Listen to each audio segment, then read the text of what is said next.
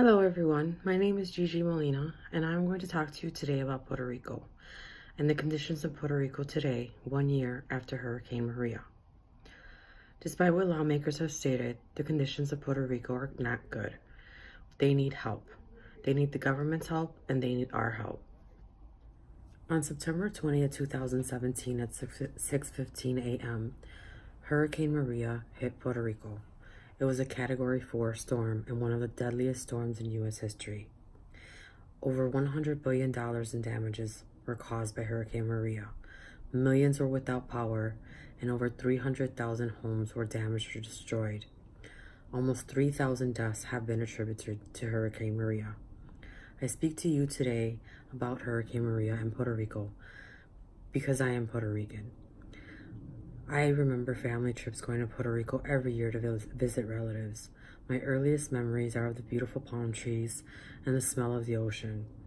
I remember eating sweet coconut ice cream right off the coconuts off the tree, and plantains and fresh gandules that were grown in my family's yards. My relatives are from Puerto Rico. My grandparents on both sides migrated to the U.S. mainland in the 50s. So Hurricane Maria directly affected my family, and this is why I appeal to you and ask you for your help. The following words are from a post that my cousin put on Facebook shortly before the 1-year anniversary of Hurricane Maria. She was living in Puerto Rico at the time, and she speaks about having to board a plane to temporarily stay in Orlando with family until things could get resolved in Puerto Rico. This is what she said. People have asked me what was the hardest part. It was the moment I got in a plane with my son to evacuate. Airline had canceled my flight 2 times before, so it was not real to me until I sat in that seat. I didn't want to go, but I had to. Everyone was crying on that plane. The lady beside me was sobbing and had not eaten in 3 days. Her son had managed to get her on that plane by selling his only possession, his motorcycle. The bag of chips she got was her first meal in days. When we took off, I could see Puerto Rico from another perspective, and it was completely destroyed. Everything was on the ground. Looked brown, nothing green and alive. Could see help and SOS written up on the roofs. Devastating. Took a breath and sobbed. We all did. Our lives completely changed, and I learned so much about survival and solidarity. Never had to eat canned food before. Never went hungry in my life. Never had to think about where our next meal would come from or how long we would go without our asthma medications.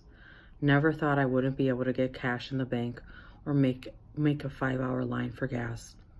Never looked at water as a limited item. But life can change in an instant. We take for granted so many things. Words cannot express how much my heart sank when I read that post from one of my family members. It made me really think about how things still are for them, because like I said, she posted this right before the 1-year anniversary. Unfortunately, the devastation from Maria may take years to recover. There are still concrete walls and light posts laying on the ground because they were too heavy to move.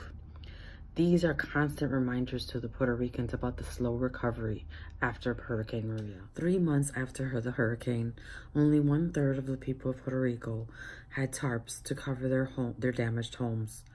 6 months later, there were still many that were without power. A lot has been blamed on the lack of response from the administration. Many have lost their homes because insurance companies would not process their claims, and they did not have the money to repair their damaged homes. Small businesses suffered greatly, as they could not recover the amount of their losses. Many lost their jobs or suffered from wage losses, either because they could not make it to work or because of the small businesses closing. Extreme poverty exists there now, where they were already poor. Coffee plantations that were destroyed can take 3 to 5 years to recover. The electrical grid is still weak, and they lose electricity constantly. There are towns that are slowly starting to recover, and there are some with little or no running water. Hospitals are open again, but with so many physicians having left, specialties are limited. Puerto Ricans are resilient, but the slow recovery is very frustrating to them.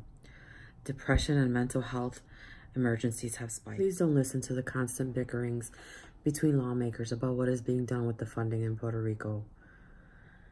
While there are talks about cutting the relief funds to Puerto Rico, this is a call to action for us, U.S. citizens, to help our fellow U.S. citizens. Please reach out to your congressman, write to them, call them, reach out to them in some way that you can. Tell them how important it is that Puerto Rico receive the funding it needs to recover. There are also other ways that you can help Puerto Rico. If you can, travel there. Tourism boosts economy in all kind of ways, with the hotels and the markets and the restaurants and all the money that's spent there. It helps boost the economy there. There's also volunteering at local organizations in your area. Google what organizations help. You may have to donate food or clothing or some type of monetary donations. There's also monetary donations online. There's several organizations that you can Google, such as Save the Children. I know Habitat for Humanities takes monetary donations as well. They also take volunteer work on the island. If you can volunteer to go out to the island, Habitat for Humanities, they're still repairing so many of those damaged homes. There's also food pantries or even cooking meals for those that can't cook meals for themselves with no running water. So reach out. You can find out in your local organizations, or by donating online, or by even going out to Puerto Rico. Puerto Rico needed us back in September of 2017, and they need us now. Please do whatever you can to help.